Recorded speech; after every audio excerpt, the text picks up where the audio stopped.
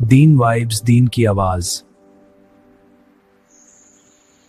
جو انسان مخلوق سے دل لگائے گا ایک نہ ایک دن مخلوق سے جدا کر دیا جائے گا، اور جو انسان اپنے خالق سے دل لگائے گا ایک نہ ایک دن اللہ سے ملا دیا جائے گا۔ لیکن آخرت کی بلندیاں اور درجات پانے کے لیے دنیا میں انسان کو عمل کرنا ضروری ہے، محنت، مشقت، مجاہدہ ضروری ہے۔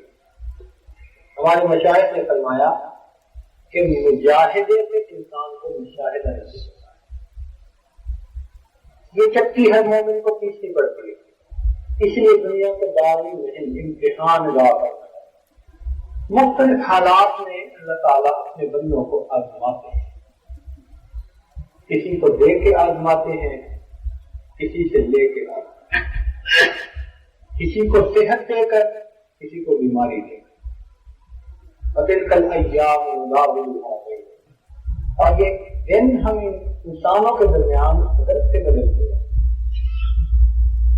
سوات ایک تغیر کو ہے زمانے، ہر وقت تبدیلی آ رہی ہے۔ جو آج بچہ ہے وہ کل جوان ہوگا، ایک وقت آئے گا کہ بوڑھا ہوگا۔ جوانی میں جس کی شکل گلفام جیسی ہوتی ہے، بڑھاپے میں اسی کی شکل چھوارے جیسی ہے۔ جو جوانی میں منوبوز اپنے سر سے لے کے بھاگتا ہے، بڑھاپے میں اس کو بھی لاٹھی کا سہارا لینا۔ اللہ تعالیٰ یہ دیکھنا چاہتے ہیں کہ میرا بندہ مختلف حالات میں کیا میرے ہی در پر جمع رہتا ہے یا میرے در کو چھوڑ کر کہیں اور ہوتا ہے۔ اس لیے فرمایا لقد خلقنا الانسان فی کبد، تحقیق ہم نے انسان کو مشقت کے لیے پیدا کیا، محنت کے لیے پیدا کیا۔ ہم سے پہلے والے بھی آزمائے گئے۔ فرمایا وَلَنَبْلُوَنَّكُمْ بِشَيْءٍ مِّنَ الْخَوْفِ وَالْجُوعِ وَنَقْصٍ مِّنَ الْأَمْوَالِ وَالْأَنفُسِ وَالثَّمَرَاتِ وَبَشِّرِ الصَّابِرِينَ۔ تو مختلف طرح سے اللہ رب العزت آزماتے ہیں۔ ارشاد فرمایا اَحَسِبَ النَّاسُ، کیا انسان یہ گمان کرتے ہیں ان یترکوا، انہیں چھوڑ دیا جائے گا، ان یقولوا آمنا، اگر انہوں نے کہا کہ ہم ایمان لے آئے، وہم لا یفتنون، کیا ان کو آزمایا نہیں جائے گا؟ وَلَقَدْ فَتَنَّ الَّذِينَ مِن قَبْلِهِمْ، تحقیق ہم نے ان سے پہلے والوں کو بھی آزمایا۔ فَلَيَعْلَمَنَّ اللَّهُ الَّذِينَ صَدَقُوا وَلَيَعْلَمَنَّ الْكَاذِبِينَ، اللہ رب العزت ضرور بھی ضرور سچے اور جھوٹے کے درمیان فرق کر کے رہے گا، وہ آزما کے رہے گا۔ ہم اگر کوئی برتن لینے جائیں نا کراکری، تو ٹھوٹ بجا کے دیکھتے ہیں کچا ہے یا پکا۔ اللہ رب العزت بھی اسی طرح بندے کو اسی دنیا میں ٹھوٹ بجا لیتے ہیں کچا ہے یا پکا، مختلف حالات کے اور یہ چکی ہر ایک کو پیسنی پڑتی ہے، انداز مختلف ہوتے ہیں۔ اس دنیا میں سب سے زیادہ مشقت والی چکی انبیاء کی۔ نبی اسلام سے پوچھا گیا ای الناس اشد بلا، اے محبوب انسانوں میں سب سے زیادہ آزمائشیں کس پر آئی؟ فرمایا الانبیاء، انبیاء، کیونکہ آخرت میں ان کے درجے بڑے ہونے تھے، آزمائش میں بڑے ہوئے۔ ثم الامثل فالامثل، پھر جس کی زندگی انبیاء کے مشابہ ہوئی ان پر، پھر جن کی ان کے مشابہ ہوئی ان پر آتی ہے۔ اور انبیاء کرام کے بعد یہ مشقتیں پھر ان کے صحبت یافتہ لوگوں پر زیادہ آئی، صحابہ پر سب سے زیادہ نبی اسلام کے صحابہ پر آئی، اور اس سے کم دوسرے انبیاء کے صحابہ پر آئی۔ قرآن مجید سے اس کی ایک دلیل ملتی ہے کہ پہلے انبیاء کے صحابہ کرام کو اللہ تعالیٰ نے اتنا آزمایا، مستہم البأساء والضراء وزلزلوا، ان کو تنگ دستی، بدحالی اتنی آئی کہ ان کو جھنجھوڑا گیا، حتی یقول الرسول والذین آمنوا معه متی نصر اللہ، حتیٰ کہ رسول صلی اللہ علیہ وسلم اور ان کے ساتھ جو ایمان والے تھے پکار تھے اللہ کی مدد کب آئے؟ الا ان نصر اللہ قریب۔ تو زلزلوں کا لفظ بتا رہا ہے کہ اللہ تعالیٰ نے جھنجھوڑا ان کو، آزمایا، حالات کی چکی میں ان کو دبا کے دیکھا، خوب سبیز کیا، پکار اٹھے کی مدد کا باعث ہے۔ تو ان صحابہ کو اتنا آزمایا اللہ تعالیٰ، مگر نبی علیہ السلام کے صحابہ کو اس سے بھی زیادہ آزمایا۔ چنانچہ جہاں ان کی آزمائش کا تذکرہ اللہ تعالیٰ فرماتے ہیں کہ صحابہ کرام پر ہم نے ایک ایسا حال ڈالا، وَزُلْزِلُوا زِلْزَالًا شَدِيدًا، شدید انداز سے ہم نے ان کو آزمایا۔ تو مفسرین نے یہ نقطہ لکھا کہ پہلے انبیاء کرام کے صحابہ کے لیے قرآن نے ایک لفظ استعمال کیا وَزُلْزِلُوا، اور نبی علیہ السلام کے صحابہ کرام کے لیے 3 لفظ استعمال ہوئے وَزُلْزِلُوا زِلْزَالًا شَدِيدًا۔ یہ الفاظ گواہی دے رہے ہیں کہ ان کی آزمائش پہلے صحابہ سے بہت زیادہ، اس لیے پھر اللہ نے درجات بھی بہت بلند بتا دیا۔ یہ بات ذہن میں رکھیں، ہر انسان 4 میں سے کسی نہ کسی ایک حال میں ضرور ہوتا ہے۔ ہر انسان 4 میں سے کسی نہ کسی ایک حال میں ضرور ہوتا ہے۔ پہلی بات، یہ تو وہ خوشی کے عالم میں اللہ کی نعمتیں، راحتیں ہیں، کاریں ہیں، بہاریں ہیں، روٹی ہے، بوٹی ہے، ہر نعمت اللہ نے دی ہے، مزے میں ہے۔ ایسی صورت میں اگر کوئی بندہ ہے تو اس کو چاہیے کہ اللہ رب العزت کا شکر ادا کرے۔ اس لیے کہ جو انسان نعمتوں کا شکر ادا کرتا ہے، اللہ رب العزت اپنی نعمتیں اسے اور زیادہ عطا فرما دیتے ہیں۔ نعمتوں کو باقی رکھنے کا بہترین طریقہ ان کا شکر ادا کرتے ہیں۔ ارشاد فرمایا لئن شکرتم لازیدنکم، اگر تم شکر ادا کرو گے ہم ضرور بھی ضرور اپنی نعمتیں تمہیں اور عطا کریں۔ اور عام طور پر دیکھا گیا کہ جب انسان کو نعمتیں ملتی ہیں، راحتیں ملتی ہیں، غفلت میں پڑ جاتا ہے، اپنی اوقات بھول جاتا ہے، اس کی آواز میں ایسے کی جھنکار شامل ہو جاتا ہے، خدا کے بندوں کو بندہ بھی نہیں سمجھتا، پیسے کا بھی ایک نشہ ہوتا ہے۔ نعمتوں میں رہ کر اپنے آپ کو قابو رکھنا یہ بہت مشکل کام ہے، لیکن نعمتوں کو سلامت رکھنے کے لیے شکر ادا کرنا لازم۔ دیکھیے نا، کوئی ہمیں شربت کا گلاس پلا دے تو ہم اس کا بھی شکریہ ادا کر دیتے ہیں، لیکن کتنی افسوس کی بات ہے کہ جو پروردگار دسترخوان پر اتنی نعمتیں ہمیں کھلاتا اور پلاتا ہے، ہم کھانے کے بعد کی دعا پڑھنا بھول جاتے ہیں۔ عجیب سی بات ہے کہ اللہ تعالیٰ کا شکریہ ادا کرنے میں ہم بڑے بخیل ہیں۔ کوئی بچے کو نوکری لگوا دے، ساری عمر اس کے گیت گائیں گے، جب تذکرہ ہوگا دل کھول کے تعریفیں کریں گے، اور جس پروردگار نے ساری زندگی اولاد دی، رزق دیا اولاد کو، اس پروردگار کی تعریف کرنے میں گھبرا جاتے ہیں۔ پوچھے نہ سنائے جی کام کیسا چل رہا ہے؟ اب کام تو ہے ایسا، اپنا بھی گھر چلا سکتے ہیں، 10 گھر اور بھی چلا سکتے ہیں۔ جواب ملے گا جی ہاں بس گزارا ہے۔ کتنی نا انصافی ہے، کتنی نا شکری ہے، دینے والے نے اتنا دیا اور ہم منہ بنا کے کہتے ہیں گزارا ہے۔ اللہ تعالیٰ کو پھر ایسی بات کے اوپر غصہ آتا ہے۔ حق بنتا تھا کہ ہم کہتے میں اللہ سے قربان جاؤں، میرے مالک نے مجھے میری اوقات سے بڑھ گیا تھا، میں تو ساری زندگی سر سجدے میں ڈال کے پڑا رہوں، میں اپنے مالک کا پھر بھی شکر ادا نہیں کر سکتا۔ کیوں ہم دل کھول کے تعریف نہیں کرتے پروردگار کی، جس پروردگار نے اتنی نعمتیں دی؟ میرے دوستوں، اگر اللہ تعالیٰ ہمیں بینائی نہ دیتے ہم اندھے ہوتے، گویائی نہ دیتے ہم گنگے ہوتے، سماعت نہ دیتے ہم بہرے ہوتے، اگر اللہ تعالیٰ ہمیں گھر نہ دیتے بے گھر ہوتے، لباس نہ دیتے ہم ننگے ہوتے، کھانا نہ دیتے ہم بھوکے ہوتے، پانی نہ دیتے ہم پیاسے ہوتے، اگر پروردگار صحت نہ دیتے ہم بیمار ہوتے، ہاتھ پاؤں نہ دیتے لولے لنگڑے ہوتے، بچے نہ دیتے تو لابلد ہوتے، اگر اللہ رب العزت ہمیں عقل نہ دیتے ہم پاگل ہوتے، اگر عزت نہ دیتے ہم ذلیل ہوتے۔ یہ جو عزتوں بھری زندگی گزارتے ہیں یہ سب اس مولا کے احسانات ہیں۔ کیوں نہ اس مالک کا شکر ادا کرے گا؟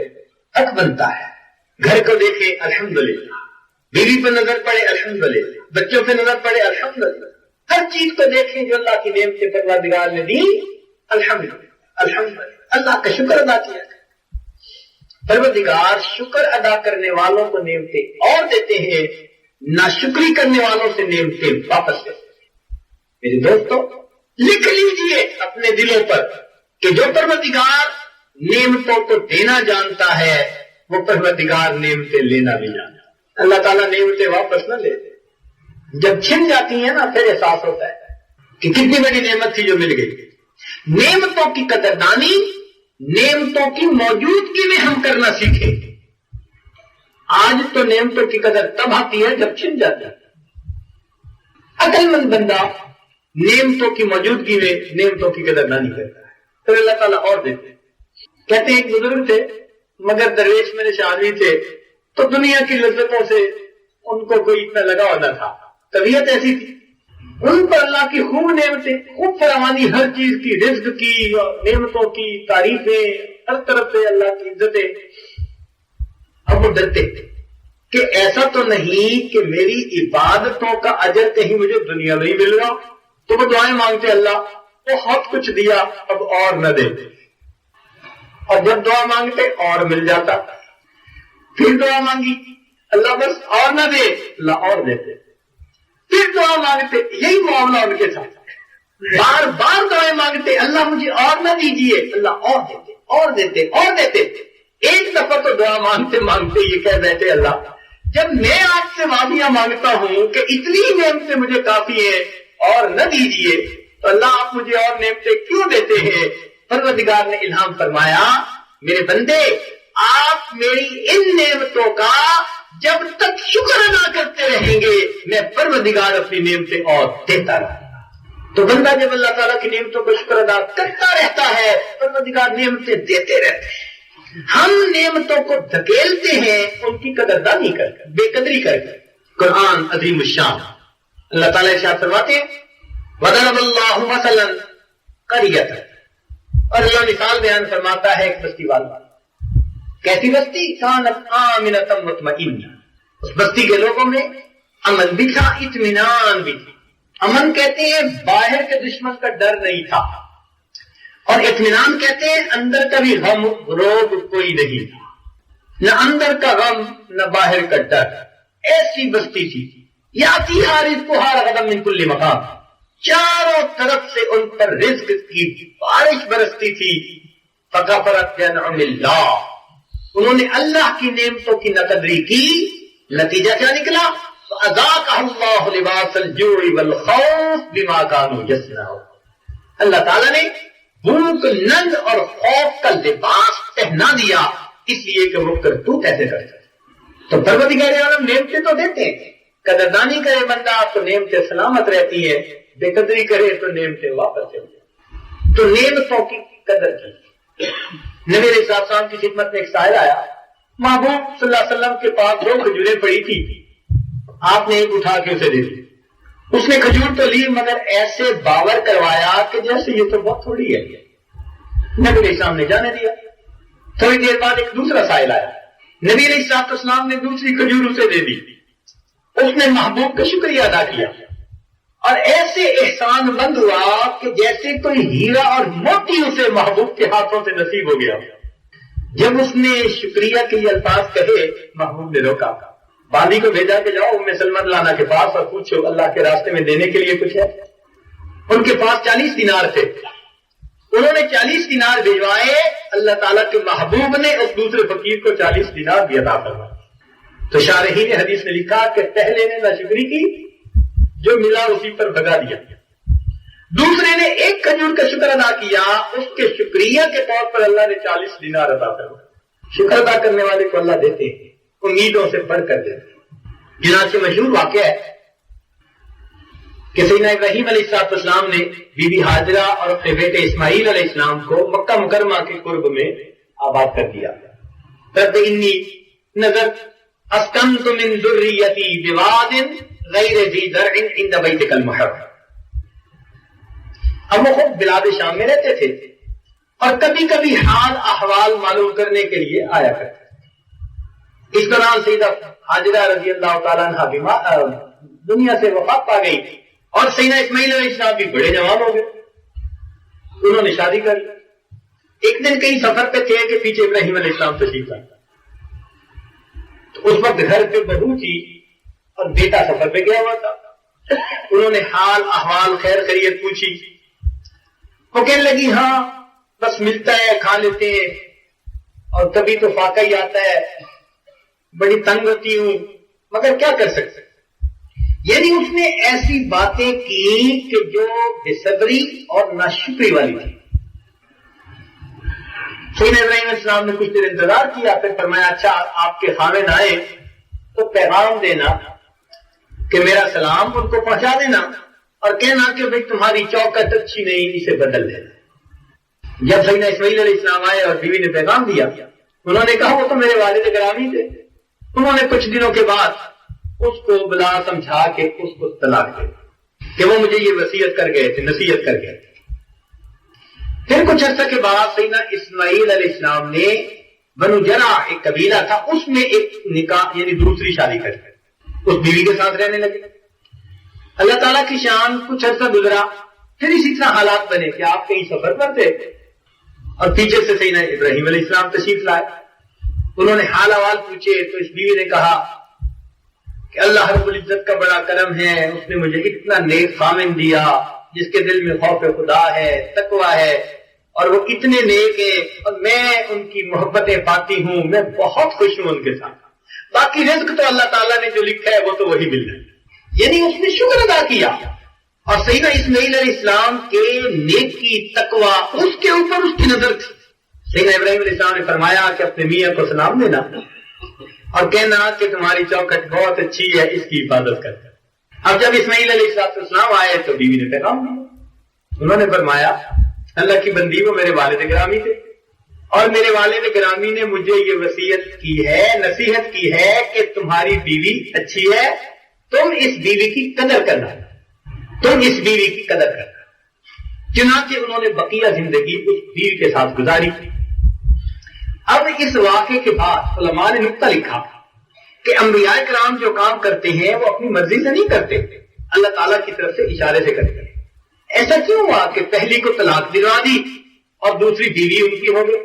تو انہوں نے اس کی تفصیل میں لکھا کہ اصل میں پہلی بیوی ناشکری تھی، اور سیدنا اسماعیل علیہ السلام سے نبی علیہ السلام کا جو نور نبوت تھا وہ آگے منتقل ہونا تھا۔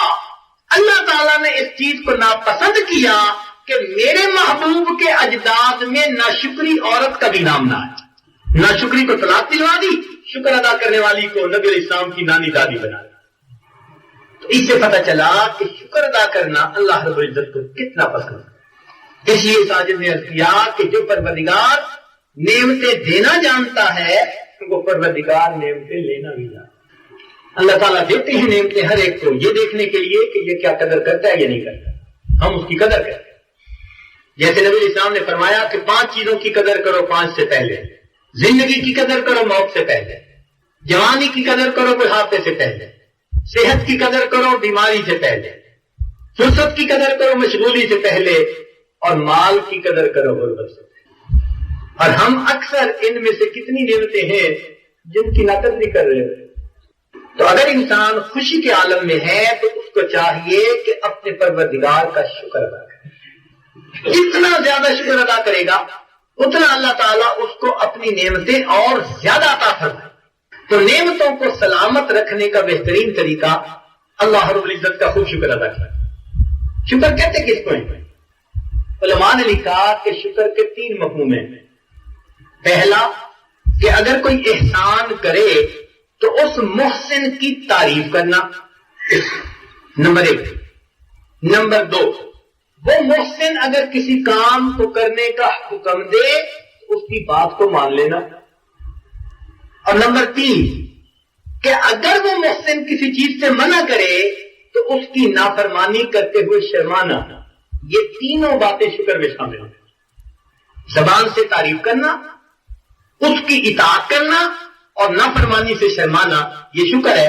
گویا شکر کا فائنل مفہوم یہ بنے گا کہ انسان اپنی زبان سے اللہ پروردگار کی خوب تعریفیں کرے، اپنے بدن سے اللہ تعالیٰ کی عبادت کرے اور گناہوں سے اپنے آپ کو بچائے۔ ایسی زندگی جس کی ہوگی یہ کامل شکر ادا کرنے والا۔ اس لیے فرمایا رب اوزعنی ان اشکر نعمتک التی انعمت علی وعلی والدی، کہتے ان اعمل صالحا۔ دیکھا، نیک عمل کرنا یہ شکر میں شامل ہے۔ تاہم زبان سے الحمدللہ کسی نعمت کو دیکھ کے جس نے کہہ دیا، علماء نے لکھا کہ اس نے شکر کا ایک درجہ ادا کر دیا۔ تو بھائی ٹھنڈا مشروب پی کے الحمدللہ کہہ لیا کرے، گرم کھانا کھائیں الحمدللہ کہہ لیا کرے۔ الحمدللہ کہنا کتنا بوجھ تو نہیں ہے نا۔ اور آپ دیکھیں گے کہ ہماری زندگی میں بالخصوص اس لفظ کا آج کل کہنا جو بہت کم ہے، زیادہ ہونا چاہیے۔ ہم تو ہر وقت ہی الحمدللہ الحمدللہ کہتے رہا، بات بات پہ الحمدللہ الحمدللہ، اور دل میں یہ احساس رہے اے اللہ تیری نعمتیں اتنی زیادہ ہیں، میں تو ساری زندگی شکر بھی ادا کرتا رہوں تو میں ان نعمتوں کا شکر ادا نہیں کر سکتا۔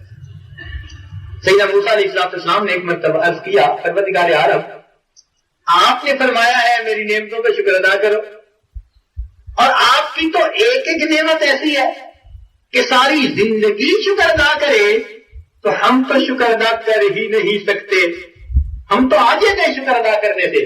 رب کریم نے فرمایا اے میرے پیارے کلیم، جب آپ اس نتیجے پر پہنچے میں نے اتنی نعمتیں دی، آپ شکر ادا کرنا بھی چاہے کر نہیں سکتے، الآن شکرتنی، اب تو نے میرا صحیح شکر ادا کیا۔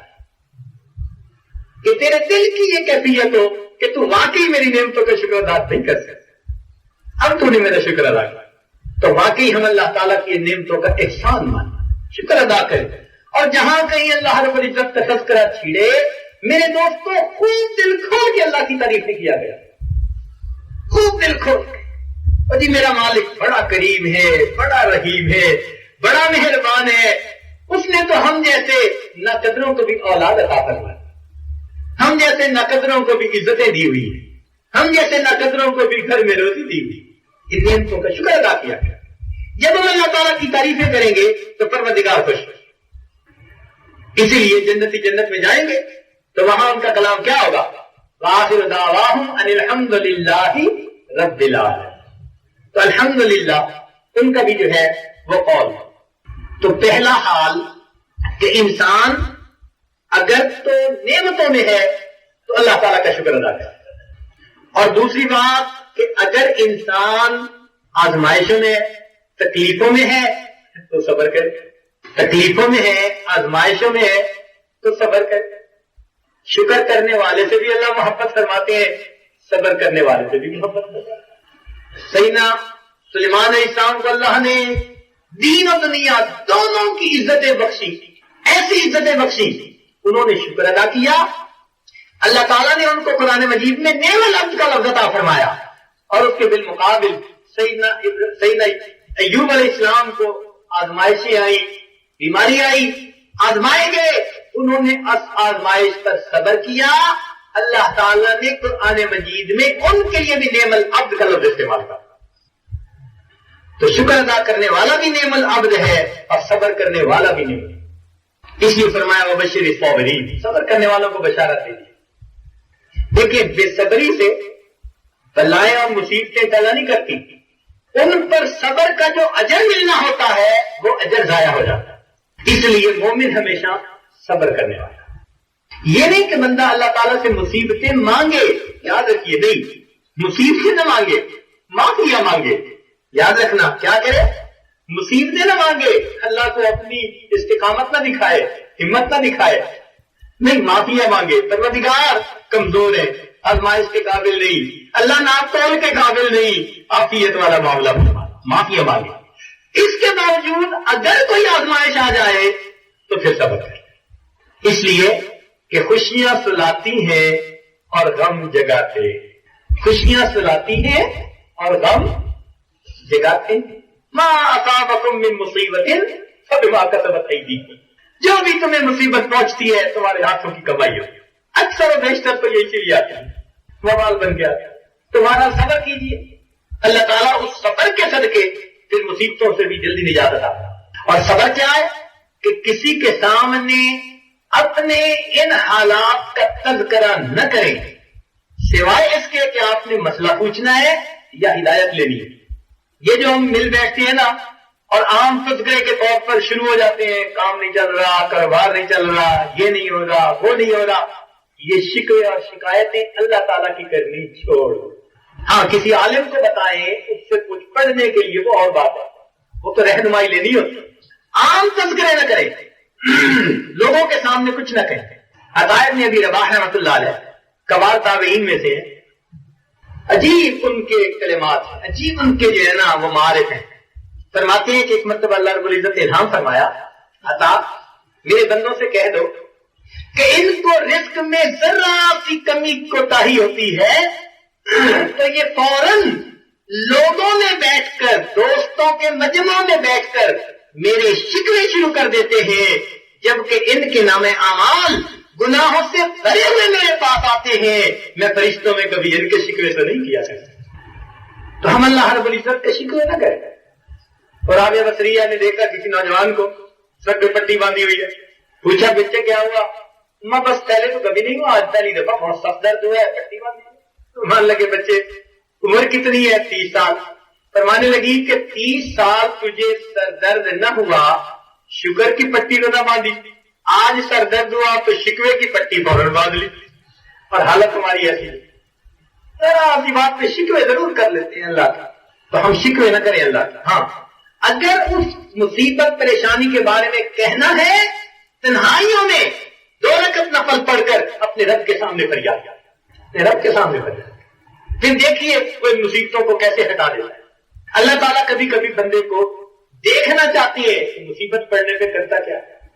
کبھی کبھی بندے کا دل ٹوٹتا ہے نا جب، تو اللہ تعالیٰ کی زیادہ رحمت ہے۔ پنجابی زبان میں کسی نے کہا، صاحب دل نے، سکھ دکھاں تو دیواں وار دکھاں آن ملائم یار، کہ میں سکھوں کو دکھوں پہ قربان کر دوں، ان دکھوں نے مجھے میرے یار سے ملا دیا۔ اور اگر آپ غور کریں تو ہماری زندگی کا بیشتر حصہ آسانیوں میں گزرتا ہے، تکلیفیں تو کبھی کبھی ہوتی ہیں، اکثر حصہ صحت میں گزرتا ہے، بیماریاں تو کبھی کبھی ہوتی ہیں۔ لطف سجن دم بدم کہرے سجن گاہ گاہ، لطف سجن دم بدم کہرے سجن گاہ گاہ، ای بھی سجن واہ واہ، او بھی سجن واہ واہ۔ اللہ رب العزت کا لطف ہمیشہ ہر وقت ہے، اور اس کا قہر کبھی کبھی۔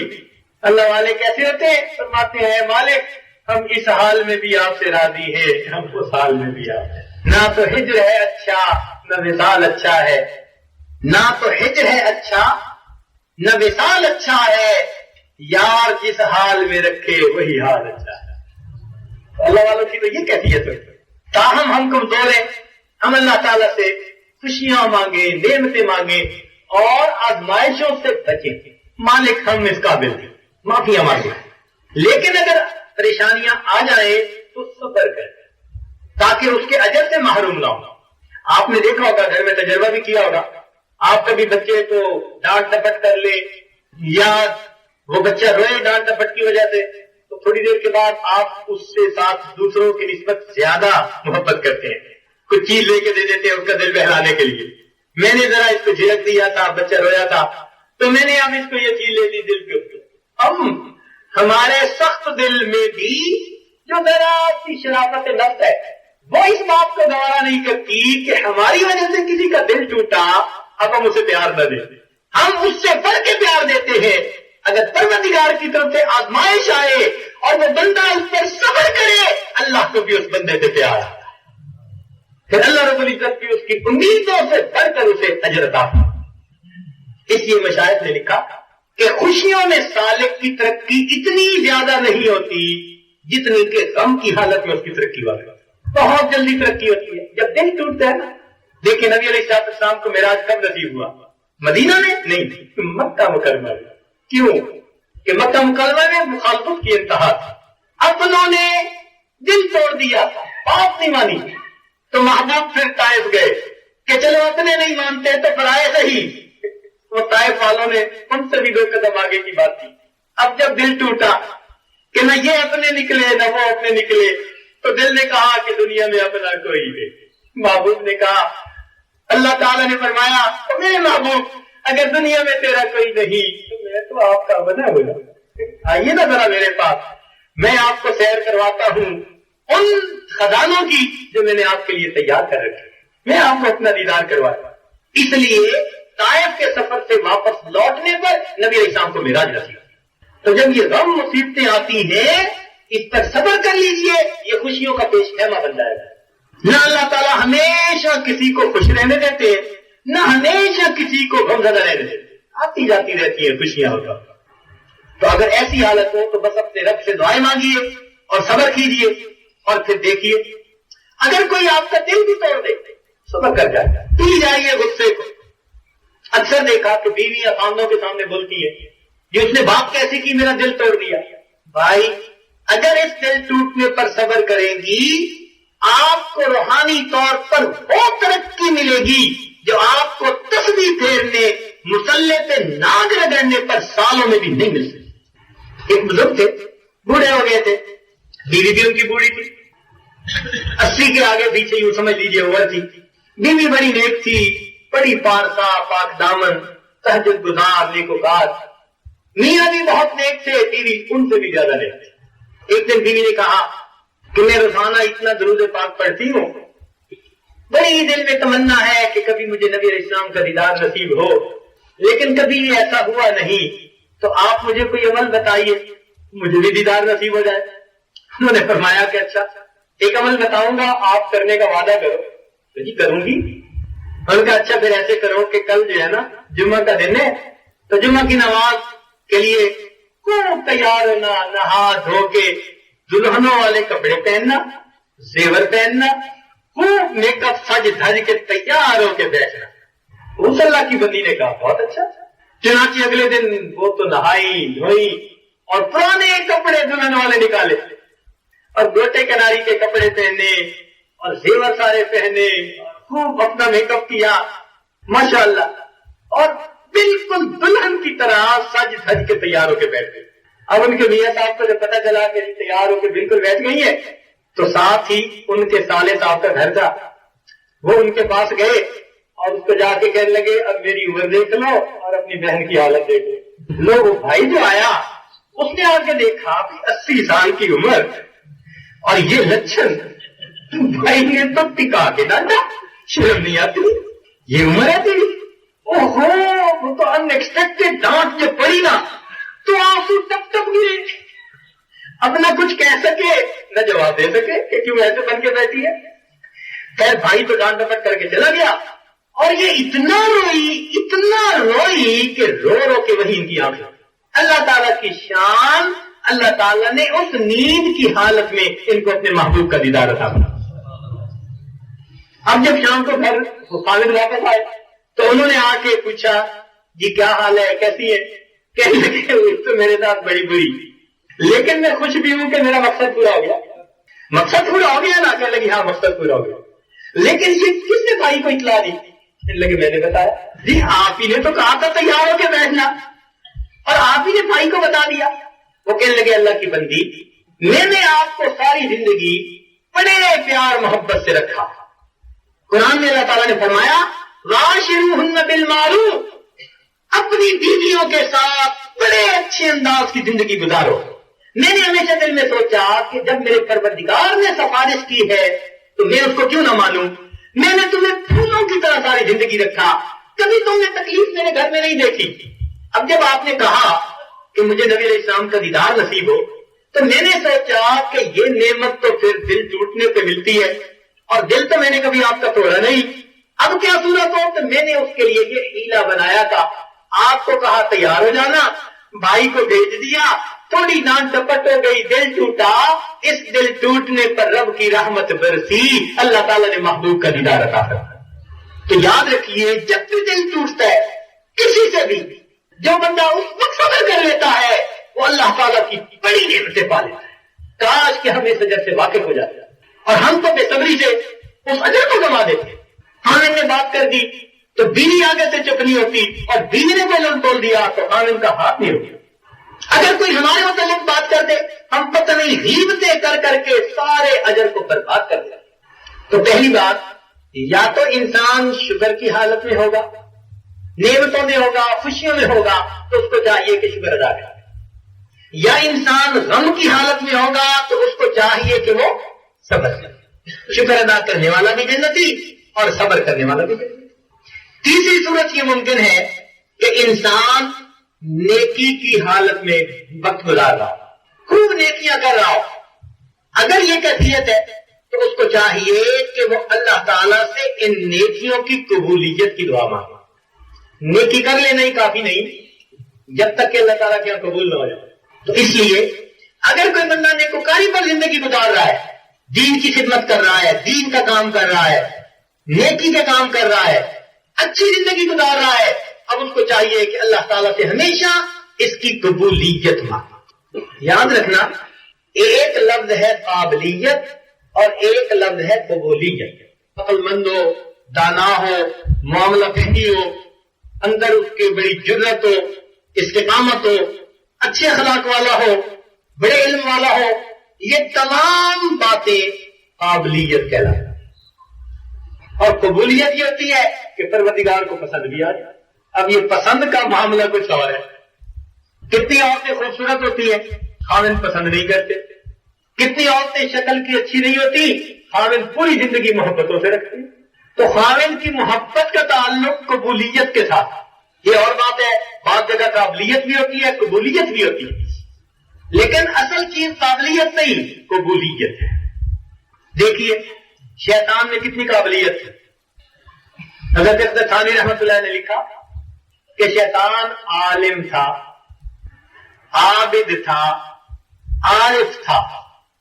شیطان عالم تھا، عابد تھا، عارف تھا، اتنی قابلیت تھی، مگر اللہ کے ہاں قبول نہ ہوا، اللہ تعالیٰ نے مردود کر دیا۔ اب اس کی قابلیت کس کام تھا؟ اچھا دیکھیے فرعون کتنا قابل تھا، ایسی اس کی پرسنالٹی تھی کہ دوسرے کو متاثر کر دیتی تھی۔ قرآن نے فرمایا فخرج علی قومہ فی زینتہ، دیکھا کیسا بن ٹھن کے اپنی قوم کے سامنے آیا تھا، اور اس نے پھر ایسی تقریر کی، کہتے ہیں ہذہ الانہار تجری من تحتی، دیکھا ام انا خیر ھذا الذی هو مبین هو مہین ولا یکاد یبین۔ دیکھیے اپنی قابلیت کی باتیں کرتا ہے۔ علماء نے لکھا ہے کہ 100 سال کی تقریباً عمر تھی اور 100 سال میں اس کو کبھی سر درد بھی نہیں ہوئی۔ ایسا روح تھا اس کا کہ اس نے بنی اسرائیل کے معصوم بچوں کو ذبح کروایا، کوئی آواز اٹھانے والا بھی نہیں تھا۔ ایسی اسٹیبلش گورنمنٹ، کیا قابلیت تھی، کیا سب باتیں تھیں، مگر نتیجہ کیا نکلا؟ بالآخر اللہ نے اس کو دریا میں غرق کر دیا۔ اس کی قابلیت اس کے کس کام آئی؟ ابو جہل میں کتنی قابلیت تھی؟ ابو الحکم کہا جاتا تھا، داناؤں کا باپ۔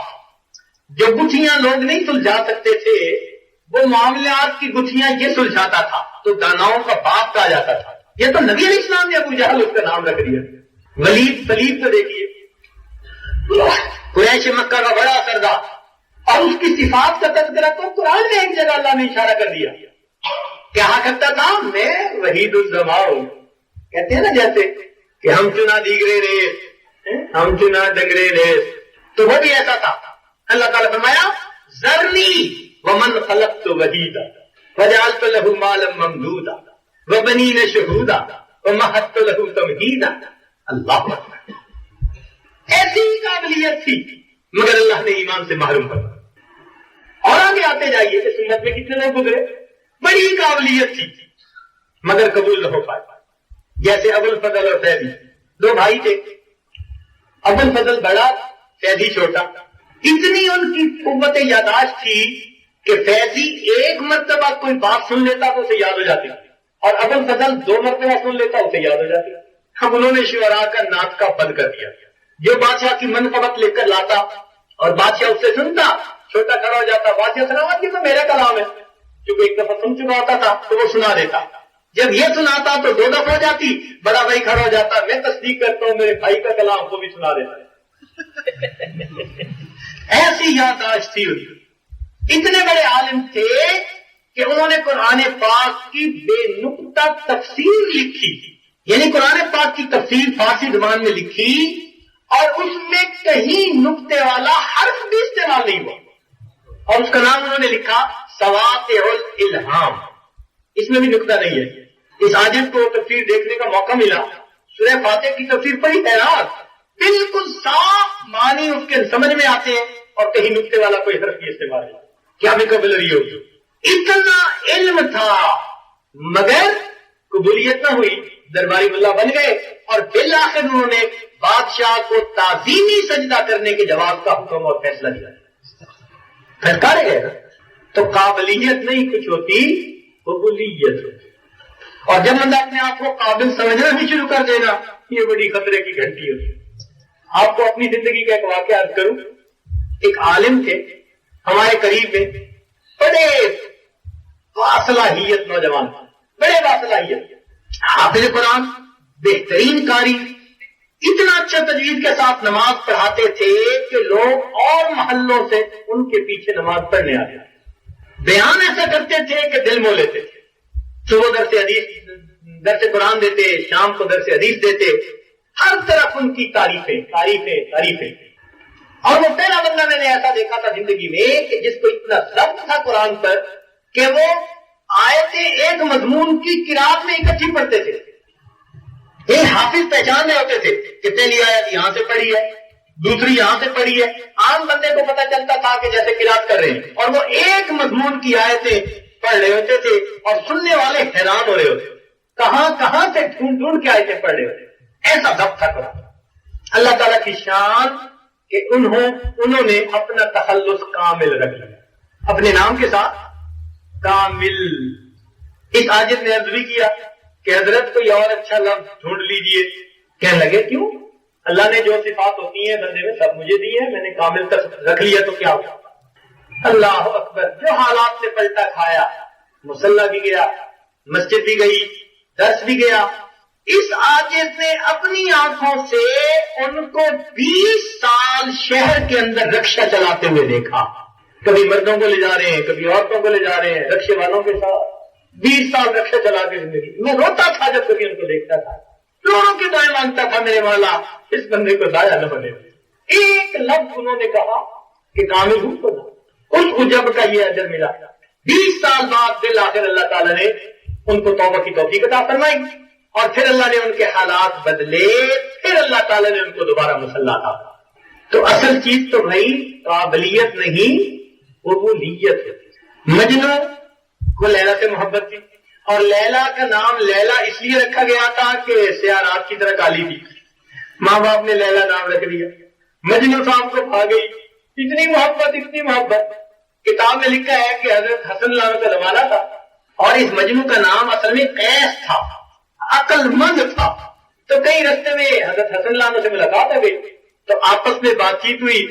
تو انہوں نے کہا کہ اچھا ہوا نا، دیکھو میرے خلافت جو ہے وہ سیدنا امیر معاویہ کو حوالے کر دی ہے اور میں نے ان سے سلو کر لی ہے، ان کو سجدی ہے، چلو خلافت کا کام وہی سنبھالنا. یہ آگے سے چپ کھڑا تھا. ان کا چپ کیوں ہو بھائی، بتاتے کچھ نہیں. کہنے لگا جی میرے حساب سے تو یہ حکومت لیلا کو سجدی. انہوں نے فرمایا انت مجنون، تو مجنون ہے. اس وقت سے اس کا نام مجنون پڑ گیا. ایسی محبت. اس کے والد نے کہا بھائی تیرے قصے کہانیاں اتنے پھیل گئے، ہماری تو بدلے کے رزلٹ ہو گئی، چل میں تجھے لے جاتا ہوں بیت اللہ شریف، چل جا کے توبہ کر. یہ وہاں پہنچ گیا والد کے پکڑ کے لے جانے پر اور وہاں جا کر دعا مانگتا ہے الہی تبت من کل المعاصی ولکن حب لیلا لا اتوب. اللہ سب گناہوں سے توبہ کرتا ہوں، لیلا کی محبت سے توبہ. ایسا تھا اللہ کی شان. کہتے ہیں کہ ایک علاقے کا کوئی بڑا تھا، اس کے دل میں پیدا ہوا بھائی اتنی جو محبت ہے مجنو کو اس سے، تو ذرا لیلا کو تو دیکھیں کہ وہ کیا شے ہے. مولانا روم رحمۃ اللہ علیہ لکھتے ہیں کہ اس نے اسے بلایا، دیکھا کہ کالی، دیکھنے کو دل نہ کرے ایسی شکل اس کی. تو اس نے کہا از دیگر خوبات ابدو نیستی، لیلا تو دوسری محبوباؤں سے اچھی تو کوئی نہیں ہے. از دیگر خوباں تو ابدو نیستی گفت خاموش کیوں تم مجنو نیست. اس نے کہا خاموش ہو جا اس لیے کہ تیرے پاس مجنو کی نگاہ نہیں. اگر تم مجنو کی نگاہ سے دیکھا تو مجھے تو دنیا میں میرے جیسا آتی تجھے نظر گئی. تو کیا معلوم ہوا کہ قابلیت نہیں، اصل چیز کیا، قبولیت. ہمارے یہاں کہتے ہیں وہی سہاگن جسے پیا چاہے. اب وہ جیسی بھی ہو، ان پڑھ ہے، پڑھی لکھی ہے، شکل جیسی بھی ہے، اگر میاں کو پیاری ہے تو بس وہی سہاگن. تو قابلیت ہی اصل نہیں، کیا چیز ہوتی ہے، قبولیت. اللہ رب العزت نے ہمارے اکابرین علماء دیوبند کو قابلیت بھی دی، قبولیت بھی دی، یہ دونوں نعمتیں جمع کروا دی. ایسا علم دیا سبحان اللہ، ظاہر کا بھی اور باطن کا بھی. مسند حدیث پر بیٹھتے تو اپنے وقت کے اسقلانی اور قسطلانی نظر آتے تھے، اور اگر کبھی سجادہ پر بیٹھتے تو اپنے وقت کے جنید اور بایزید نظر آتے. سب نے انہیں اللہ نے ان کو عطا قابلیت بھی دی، قبولیت. ایسی قبولیت سبحان اللہ آج پوری دنیا میں جہاں بھی چلے جاؤ الحمدللہ ان کے روحانی فرزندوں میں سے کوئی نہ کوئی روحانی فرزند آپ کو بیٹھ کر دین کا کام کرتا نظر آتا. تو اصل چیز قبولیت. اگر کسی بندے کو اللہ تعالیٰ نیکی کی توفیق دے اور وہ نیکی پہ زندگی گزار رہا ہے، اب اس بندے کو چاہیے کہ اللہ تعالیٰ سے قبولیت ہو. کہتے ہیں کہ دلہن کو اس کی سہیلیاں تیار کر رہی تھی، جب انہوں نے زیور پہنائے اور میک اپ کیا تو ایک نے تعریف کر دی کہ تجھے تو یہ بھی بہت سج رہا ہے اور یہ بھی سج رہا ہے اور بڑی اچھی لگ رہی ہے. اس کی آنکھوں میں سے آنسو آ گئے. تو دوسرے نے پوچھا کہ کیوں رو رہی ہو، پریشانی تو نہیں ہے؟ اس نے کہا نہیں، بس اس نے میری تعریف کی تو بس رونا آ گیا. اس نے کہا تعریف پہ تو کوئی نہیں رہتا. انہوں نے کہا نہیں، مجھے یہ خیال آیا کہ یہ تو میرے حسن و جمال کی اتنی تعریفیں کر رہی ہے، جس خاوند کی خاطر مجھے دلہن بنایا جا رہا ہے، اگر میں اس کے ہاں گئی اور اسے پسند نہ آئی تو اس کی تعریف سے میرے کس کام آئی؟ اصل تو یہ ہے کہ میں اپنے میاں کو پسند آ جاؤں. تو بھائی وہی بات ہے، اصل تو یہ ہے کہ ہم اللہ کو پسند آ جائیں. اس لیے سید سلمان ندوی رحمۃ اللہ علیہ سفر سے آئے، کسی نے کہا کہ حضرت کیسے رہے؟ تو شعراء کی عادت ہوتی ہے کہ وہ شعر میں آگے جواب دے دیتے ہیں کئی مرتبہ. تو شعر میں فرمانے لگے میاں یہاں ایسے رہے کہ ویسے رہے، یہاں ایسے رہے کہ ویسے رہے، دیکھنا ہے کہ وہاں کیسے رہے. اصل چیز تو یہ ہے نا کہ قیامت کے دن کیا ہو.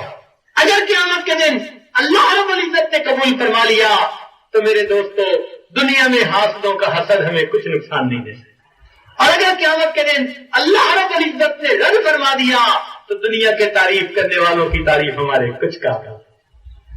اس لیے نگاہ قبولیت پر ہے. اس لیے ہمارے اکابر ساری رات عبادت کرتے تھے اور صبح کے وقت اللہ تعالیٰ سے رو رو کر اس کی قبولیت مانگا. میرے مولا بس قبول فرما. رویا کرتے تھے اللہ قبول فرما. سیدنا ابراہیم علیہ السلام کے واقعے سے بھی ثابت ہوتا ہے. دیکھیں انہوں نے اللہ کا گھر بنایا تو پہلا کام کیا کیا؟ وَإِذْ يَرْفَعُ إِبْرَاهِيمُ الْقَوَاعِدَ مِنَ الْبَيْتِ وَإِسْمَاعِيلُ. آگے کیا ہے؟ ربنا تقبل. یہ اصل چیز ہوتی ہے ربنا تقبل، ربنا تقبل. ہر وقت یہ غم لگا ہو ربنا تقبل.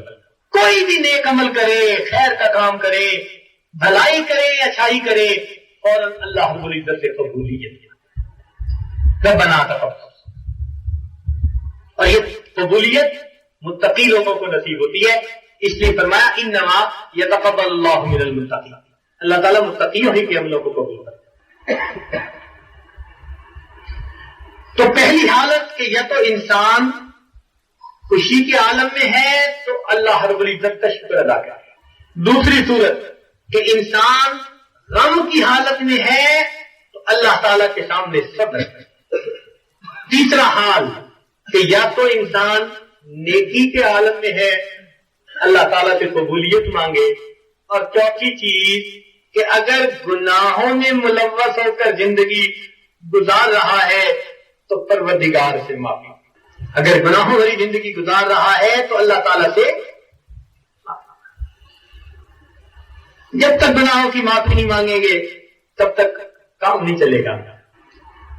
ان گناہ انسان کو شرمندہ ہونا پڑے گا یا تو دنیا میں یا پھر آخرت.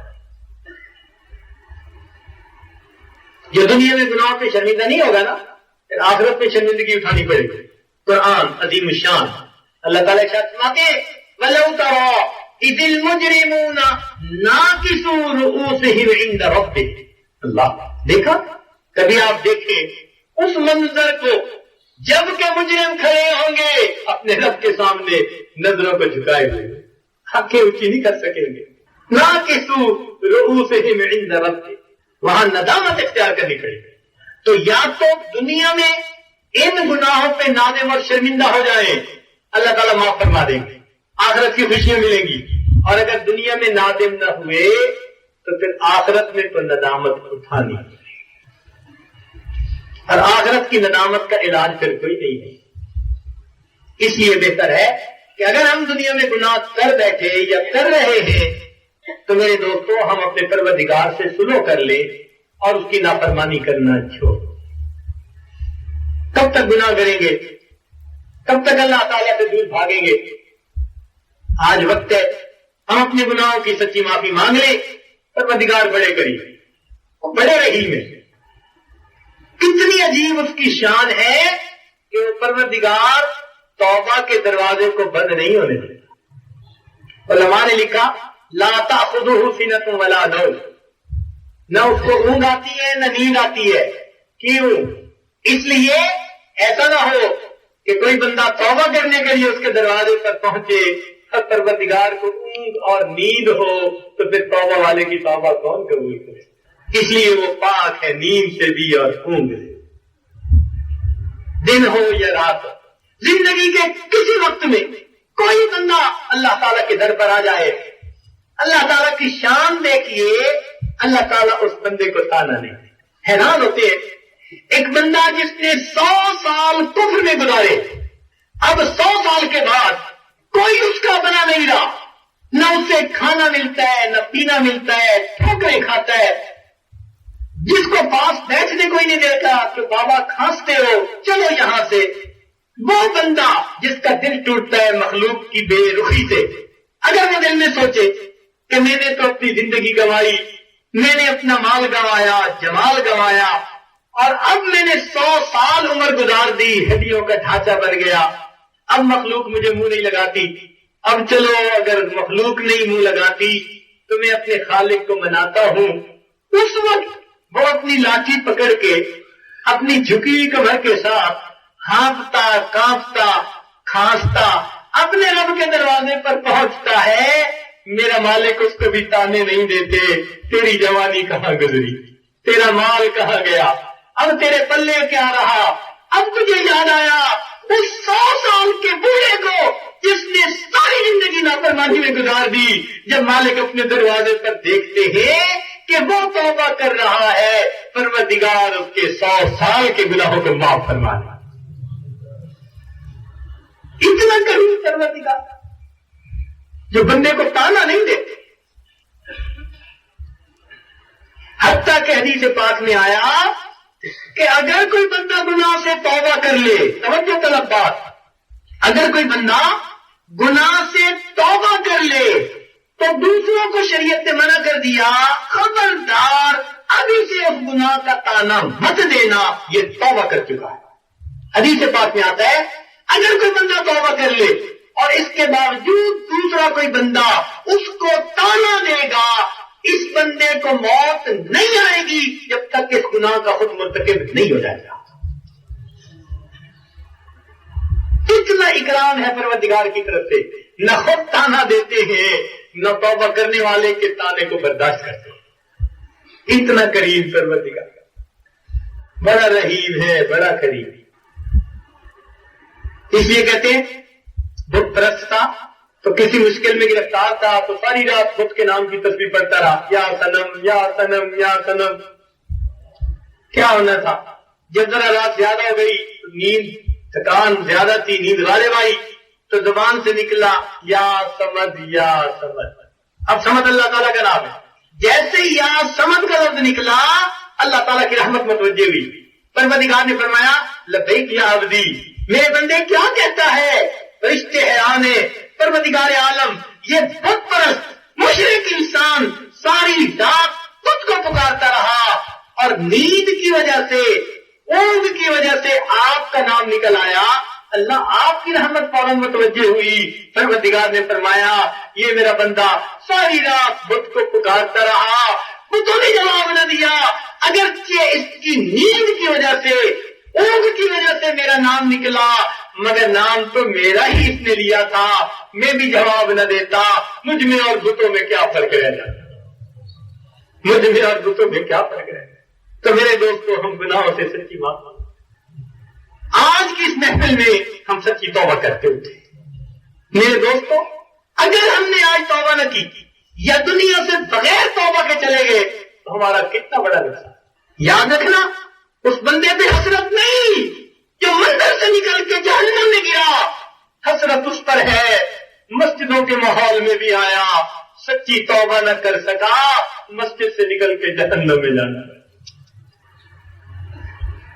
اس لیے رب کے در پر حاضر ہیں، آج اپنے رب کو منا کے اٹھے. میرے مولا ہم نے ساری زندگی جو گناہوں میں گزار دی، نادم ہے، شرمندہ ہے، مالک آپ کے سامنے سر جھکاتے ہیں. میرے مولا ہم پر رحمت کی ایک نظر ڈال دیجئے، ہماری توبہ کو قبول کیجئے اور آئندہ ہمیں نیکوکاری پرہیزگاری کی زندگی عطا فرما دیجئے. وآخر دعوانا ان الحمد للہ رب العالمین.